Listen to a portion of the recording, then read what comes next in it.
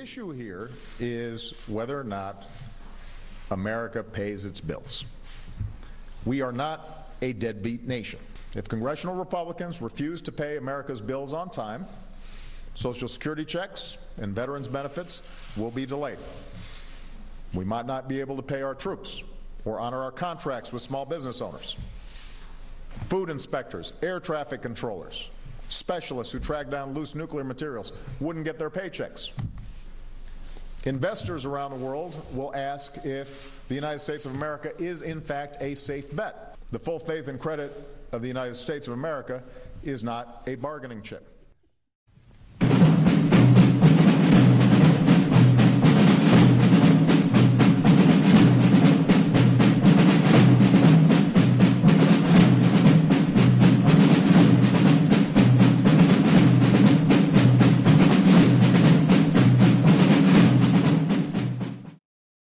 Well, the tone of this address was quite remarkable. He talked about Republicans being suspicious of Social Security and Medicare, about the oldest saw that you could hear from a Democrat. And then he added, and suspicious of government's role in making sure that impoverished children get food. Now, that's a little bit over the top. That's essentially a libel. And then he said, oh, yes, but I love hanging out at congressional picnic with these people who want to starve America's children. That's an interesting invitation. And then he did this thing. He went over and over on the debt ceiling. He must have gone through the same idea 15 times and saying that it's all about honoring our obligations, paying the bills that we have already incurred. But what he said 7 years ago as a senator was that raising the debt ceiling is an indication of how, quote, we now depend on ongoing financial assistance from foreign countries to finance our government's reckless fiscal policies. The point of raising the debt ceiling is to allow us to continue to borrow. That's the essence of what it's about. He talked about the debt ceiling a dozen times. Not once did he use the word borrow. And what it means is we are now going to continue to borrow.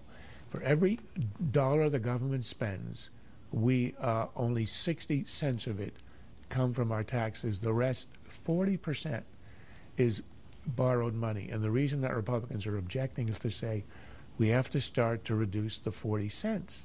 And he's pretending as if you even think about that, you are destroying the credit of the United States of America.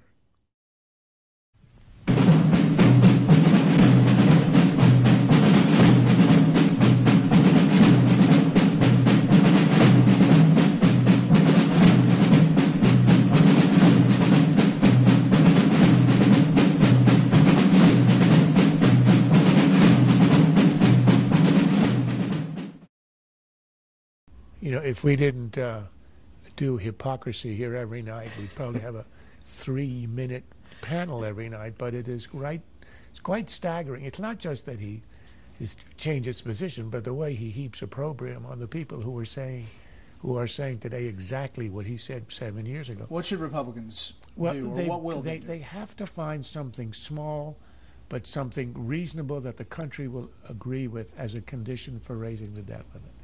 Not for eliminating the deficit.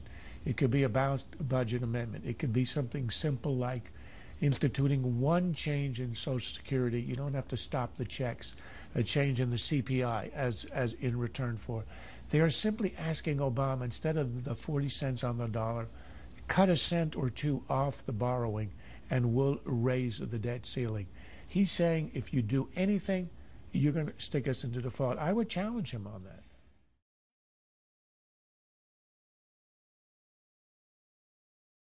I've ordered all the Chicago pension funds to check any of their investments, and we're going to, if they have it, we're going to divest of any investments they have in any gun manufacturer. We seize in the city of Chicago more guns than any other city, more than LA, more than New York. I'm confident that there are some steps that we can take that don't require legislation and that are within my authority as president. Where you get a step that has the opportunity to reduce the possibility of gun violence, then I want to go ahead and take it. We don't think that there's much likelihood that the Congress is going to move on making gun control laws worse than they are.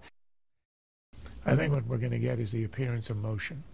People want to have a sense they're doing something. But of all the social issues on the planet, to prevent these crazy and very rare massacres is something that's almost impossible.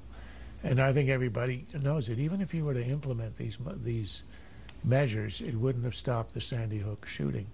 Look, I think what they'll probably get, and I think there was a misreading by the administration and the media of the mood in the country after Sandy Hook. I think they had this sense that there was a whole sea change in public opinion. The majority consensus in the country remains that we believe in the Second Amendment. And I think there's also a realization that you can make changes around the edges, but it's not going to have a significant effect. And I think there will be the stuff around the edges, the background checks. There'll be more studies of what are the causes of violence. And you might get other smaller measures. You might even get more spending on mental health. But I think there's a realization that if the problem is these sporadic and unusual shootings, it's not going to make a difference.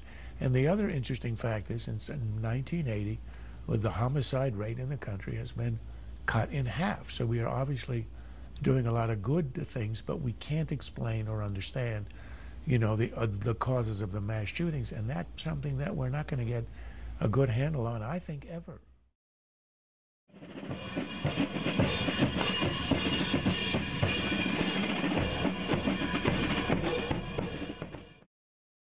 This has been a Sunfish production.